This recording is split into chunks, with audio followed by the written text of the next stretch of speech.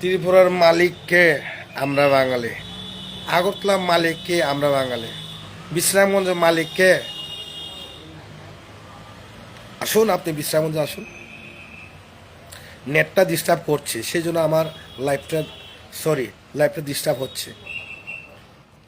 বিশ্রামগঞ্জ বাজারে একজন ব্যক্তি, সবাই জানে বিশ্রামগঞ্জ 1928-এ যখন আমাদের মহারাজ বীর বিক্রম কিশোর মাণিক্য নির্মহল তৈরি করার জন্য যখন মেলা করে যখন যান, সেই বিশ্রামগঞ্জ এই জায়গাটার মধ্যে মহারাজ একটা রেস্ট হাউস এবং রেস্ট করেছিলেন। সেই কারণের বিশ্রামগঞ্জের নামটা আজকে চেঞ্জ করতে পারেনি, ল্যাংলা মাহাতি এবং বিশ্রামগঞ্জ। আজকে ত্রিপুরা মালিককে এবং আগরতলা মালিককে তাদেরকে আমি বলছি, দৃষ্টি আকর্ষণ করে বলছি, বিশ্রামগঞ্জে প্রায় অ্যারাউন্ড 1500 উপরে ফ্যামিলি আছে বিশ্রামগঞ্জ বাজারে। মনে রাখুন, বিশ্রামগঞ্জ বাজারে অ্যারাউন্ড 1500 অ্যাবাভ এখানে জেনারেল লোক আছে। এখানে এই জায়গাটা ডোনেট করা হয়েছিল মানিক দেববর্মা।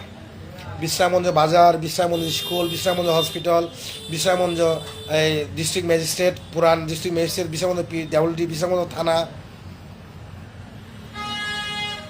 সমস্ত জায়গা মানিক দেববর্মার নামে ওখানে কাগজ আছে। রায়তি এবং দলিল আছে, ওখানে দলিল আছে। মানিক দেববর্মা 3 ছেলে আছে, ওই গ্র্যান্ডসান আছে, গ্র্যান্ডডটার আছে মানিক দেববর্মার। সব কাগজ ক্লিয়ার আছে। এখন সেই কাগজটা নিয়ে যদি জমির ফেরত 1984 একে যদি আমরা ত্রিপুরা রাজ্যে যে আইনে যদি কেস করি, অবশ্যই ত্রিপুরাসাদেরকে জমি কেউ হস্তান্তর করতে পারবে না, দলিলে অলরেডি লেখা আছে। এখন কি করব? বিশ্রামগঞ্জের সমস্ত বাঙালিরা এখান থেকে বাস্তব এখান থেকে পালিয়ে যেতে হবে। আমরা এখন যদি কেস করি, লাফালেও হবে না, ডকুমেন্ট থাকতে হবে। আমাদের কাছে অল ক্লিয়ার ডকুমেন্ট আছে। বিশ্রামগঞ্জ বাজারে 100 খানি জায়গার যে ডোনেট করেছিল মানিক দেববর্মা, অ্যালং উইথ পর্চা এবং দলিল। এখন আপনি বলুন ত্রিপুরা মালিককে, আগরতলা মালিককে।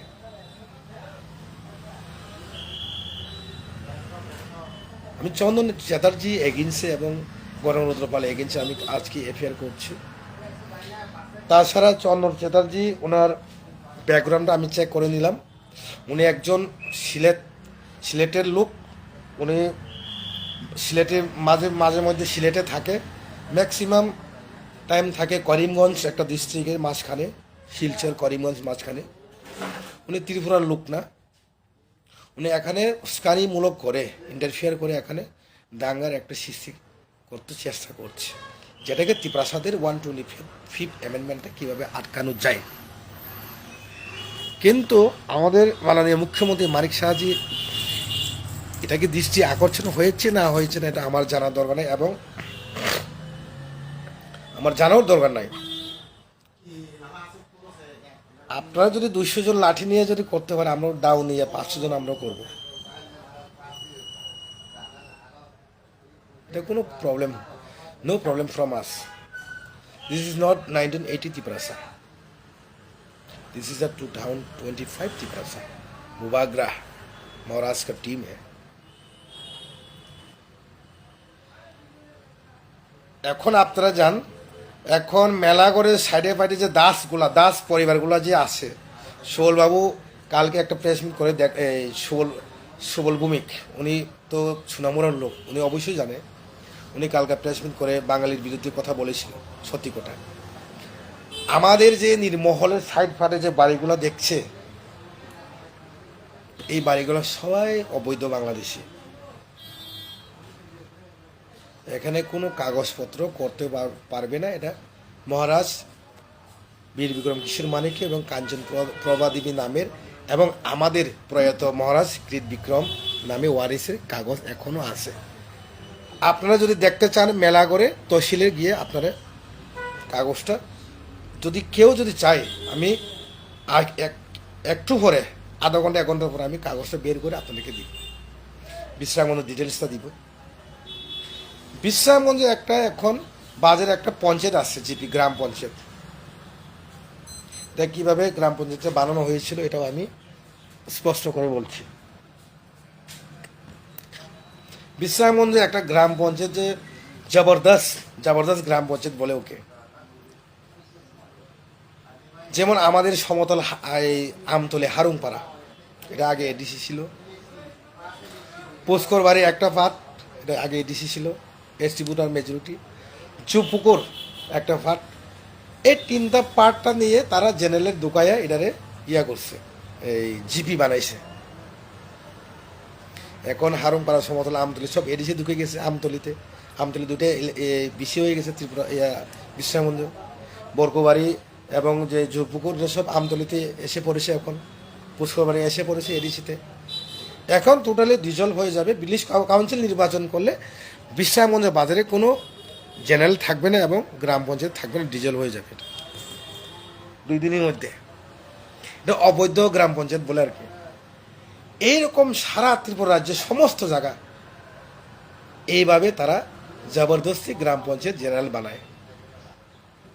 বিশ্রামগঞ্জ আগে এডিসি, এখনও এডিসি থাকবে, জেনারেল আমরা এখানে বানাতে দেব না। কারণ আমি একটু আগে বলছি যে বিশ্রামগঞ্জ বাজারটা মানিক দেববর্মার দলিল এবং পর্চাওয়ানো আছে, 100 কানে ডোনেট করেছে। ত্রিপুরাটা কার? ত্রিপুরা কার? আগরতলা কার? সব তোদের না। আগরতলা কুর্তা হচ্ছে আপনার গণমরুদ্রের পাল, আগরতলার ফোর গণমরুদ্রের পাল, আগরতলার বিরাইল গণমরুদ্রের পাল, ত্রিপুরার শিয়াল গণমরুদ্রের পাল। জাগার তোমার হতে পারবে না। তোমার শিয়াল হইতে পারে, তোমার পশু হইতে পারে, কুর্তা হইতে পারে, ইঁদুর হইতে পারে। এটা হচ্ছে গণমরুদ্রপাল এবং কোম্পানির। আমি আরও দিচ্ছি মহারানীর সঙ্গে আমার এই উদয়পুর মহারানীর লোকদের সঙ্গে আমার কথাবার্তা হয়েছিল। ওলা পেরাতিয়া এবং এই মাতার বাড়ি, ওরা তহসিলে গেছেন, এখন সব বাইর করবেন ডাটা পরিষ্কার। উইদিন 2-3 ডেজের মধ্যে আমি পরিষ্কার করে দিব ত্রিপুরাটা কার। ত্রিপুরার আমাদের, মহারাজা আমাদের, নয়ুমা আমাদের, নির্মলা আমাদের, মেলাগড় আমাদের, বিশ্রামগঞ্জ আমাদের, সবাই আমাদের। ডিটেলসটা সবাই যেখানে বাঙালি এবং ত্রিপুরা মিশ্র বসতি, সবাই আপনারা যার যার তহসিলে গিয়ে আপনারা কাগজ বাইর করুন। উইদিন 1 সপ্তাহের মধ্যে দুধ কা দুধ, পানি কা পানি পরিষ্কার করে দিবাম। আগরতলা কা, ত্রিপুরা কা। আগরতলাও আমাদের, ত্রিপুরাদের, ত্রিপুরাও ত্রিপুরাদের। তো নাম চেঞ্জ করো, ত্রিপুরা নাম চেঞ্জ করো, আগরতলার নাম চেঞ্জ করো, আমাদের কোনো আপত্তি নাই, পারলে করুন। খালি বললে চিলাইয়া বললে হবে না তো। 125 অ্যামেন্ডমেন্টটা আটকানোর জন্য এভাবে মেড ইন চাইনার মতো তৈরি হলে তো হবে না। আগরতলার নাম চেঞ্জ করুন, ত্রিপুরার নাম চেঞ্জ করুন, ওই বেঙ্গল দিয়ে দাও, আমাদের আপত্তি নেই, পারলে করুন। কথা বললে হবে না। আমার একটা রিকোয়েস্ট, সবাই যার যার বিসিতে মিশ্র বসতি এরিয়া, যার যার এরিয়াতে তহসিলদারের গিয়ে ম্যাপটা বাইরে করুন, জায়গাটা এখন কার নামে আছে। জিনিসটা খালি বললেও হবে না। কিছু লোক অশিক্ষিত লোক, বাঙালি ভাইদের মধ্যে কিছু অশিক্ষিত লোক আছে, যেমন গলঙ্গরুদ্রপাল, এখন 3rd ক্লাস লোক। উনি হচ্ছে গরুর মালিক, গরুর গুমাতার যে পেশাব খাওয়ানোর লোক, এসে গুমাতার মালিক, শহরের মালিক হইতে পারে গরুদ্রপাল, পাগলা কুর্তার মালিক হতে পারে, কিন্তু ত্রিপুরার মালিক 186 কিং এবং ত্রিপুরা আমরা। We are proud, you can say, with the honor of Tripura and Agartala all over the Tripura. তাই আমি ত্রিপুরাদের ভাই বোনদের রিকোয়েস্ট করে বলছি, বিভ্রান্ত করার জন্য কোনো প্রয়োজন নাই। খালি ডিটেলসটা বাইর করুন আর গণতন্ত্র এই মুখে একটা লাঠি দিয়ে সেই কাগজটা মুখে সিপলি পিন দিয়ে সাইডে সাইডে লাগাইয়ে দিও। আমাদের আর কোনো ঝগড়া টগড়ার কোনো প্রয়োজন নাই। পলিটিক্স খেলছি তো নাকি আমাদের সঙ্গে যুদ্ধ লড়বে? আমরা যুদ্ধে প্রস্তুত, পলিটিক্সের প্রস্তুত, যুদ্ধও প্রস্তুত। আমরা হাতে হাতিয়ার নিয়ে লড়াই করার জন্য প্রস্তুত এবং পলিটিক্যালিও প্রস্তুত, মেন্টালি পলিটিক্যালি সব ফিট আমরা।